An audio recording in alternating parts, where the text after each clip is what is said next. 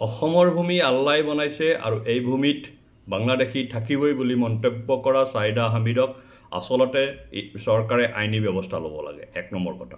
২ number কথা, ২৪ আগষ্টৰ দিনা নাগৰিক সভাত অংশগ্ৰহণ কৰি ছাইদা হামিদে কৰা সকলো অসম বিৰোধী মন্তব্য কেৱল অসম বিৰোধীয়েই নহয়, ই গণতন্ত্ৰ আৰু সংবিধান বিৰোধীও।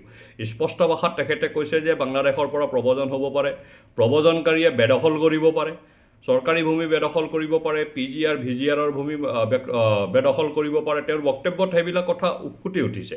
নাগৰিক সভাই আয়োজন কৰা এখন সভাত ভাষণ দি তেখেতে যিখিনি কথা কৈছে সেই গোটেই কথাখিনি অসম বিৰোধী, আৰু এই নাগৰিক সভা বুলি যিটো সংগঠন আছে এই সংগঠনটো অসম বিৰোধী। তেওঁলোকে এনে এগৰাকী মহিলাক মাতা মানে তেওঁলোকে অসম বিৰোধী এটা ষড়যন্ত্ৰৰ ইতিমধ্যে অংশীদাৰ হৈ পৰিছে।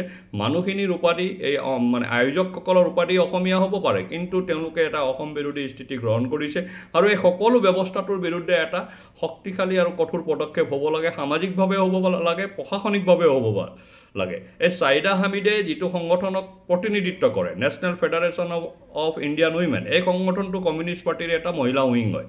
এই কমিউনিষ্ট পাৰ্টিবিলাকে 1976 চনৰ ইমাৰ্জেঞ্চিকো তেওঁলোকে বিৰোধিতা কৰা নাছিলে। তেওঁলোকে ইমাৰ্জেঞ্চিৰ পক্ষত আছিলে। ইমাৰ্জেঞ্চিত পক্ষত থকা মহিলা এগৰাকীয়ে আজি আহি তেওঁ অসমত আহি গণতন্ত্ৰ আৰু সংবিধানৰ কথা কৈ আছে। কিমান লজ্জাজনক কথা।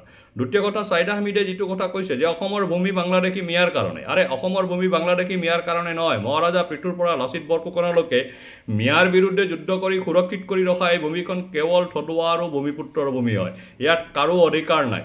এই ভূমিখনক সুৰক্ষা দিবৰ কাৰণে লাখ লাখ থলুৱা খিলঞ্জীয়া সৈনিকে 1206 চনৰ পৰা প্ৰাণ আহুতি দিছে। সেই প্ৰাণ আহুতি দি সুৰক্ষিত কৰি ৰখা এই ভূমিক আমি কোনো বাংলাদেশী মিয়াৰ হাতত গতাই দিব নোৱাৰোঁ। মহাৰাজা পৃথুৱে আৰম্ভ কৰা প্ৰতিৰোধৰ সেই সংগ্ৰামখন ডক্টৰ হিমন্ত বিশ্ব শৰ্মাই আজিৰ তাৰিখত আগবঢ়াই লৈ গৈছে। বেদখলকাৰীক উচ্ছেদ কৰি আৰু চৰকাৰী ভূমিক সুৰক্ষা প্ৰদান কৰি সেই অভিযান চলি আছে। গতিকে এই অভিযান যেতিয়ালৈকে সম্পূৰ্ণ সুৰক্ষা মানে কাঠামো তৈয়াৰ নহয় তেতিয়ালৈকে এই অভিযান চলি থাকিব।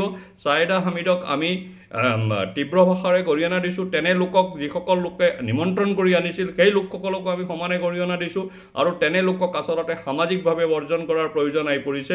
বৰ্তমান অসমত চলি থকা সমগ্ৰ উচ্ছেদ অভিযান অসমৰ সুৰক্ষা আৰু অসমৰ স্বাভিমানৰ লগত জড়িত হৈ আছে। বৰ্তমান সময়ত বেদখলকাৰীৰ উচ্ছেদ সকলো অসমীয়া এটা গৌৰৱৰ বিষয় বুলি লৈছে, আৰু সকলো অসমীয়া মানুহে ৰাজপথলৈ ওলাই আহি মুখ্যমন্ত্ৰীক তাৰ কাৰণে আশীৰ্বাদ দিছে, মুখ্যমন্ত্ৰীৰ হাত শক্তিশালী কৰিছে। ছাইদা হামিদৰ দৰে মানুহে আহি অসমীয়া মানুহক বিভ্ৰান্ত কৰাৰ এক প্ৰয়াস কৰিব। ইয়াত এটা সাম্প্ৰদায়িক সংঘৰ্ষ লগোৱাৰ কাৰণে তেওঁলোকে চেষ্টা কৰি আছে। আমি এনে এটা জটিল সময়ত অসমৰ সকলো থলুৱা খিলঞ্জীয়া মানুহ ধৰ্ম বৰ্ণ নিৰ্বিশেষে একত্ৰিত হৈ ছাইদা হামিদৰ দৰে মানুহবিলাকৰ বিৰুদ্ধে আমি থিয় হ'ব লাগিব, আৰু অসমখনক আমি সুৰক্ষিত কৰিব লাগিব। মহাৰাজা পৃথু লাচিত বৰফুকনে যি অসম ভূমিক সুৰক্ষিত আৰু শক্তিশালী কৰি থৈ গৈছে, সেই অসম ভূমিক এতিয়া আমি ডক্টৰ ভূপেন হাজৰিকা শংকৰদেৱৰ আদৰ্শেৰে আগবঢ়াই লৈ গৈ আমি একত্ৰিত হৈ থাকি এই ছাইদাৰ দৰে যিবিলাক ৰাষ্ট্ৰবিৰোধী শক্তি আছে এই ৰাষ্ট্ৰবিৰোধী শক্তিসমূহক আমি অসমত আকৌ এবাৰ পৰাজিত কৰাৰ সময় সমাগত হৈছে।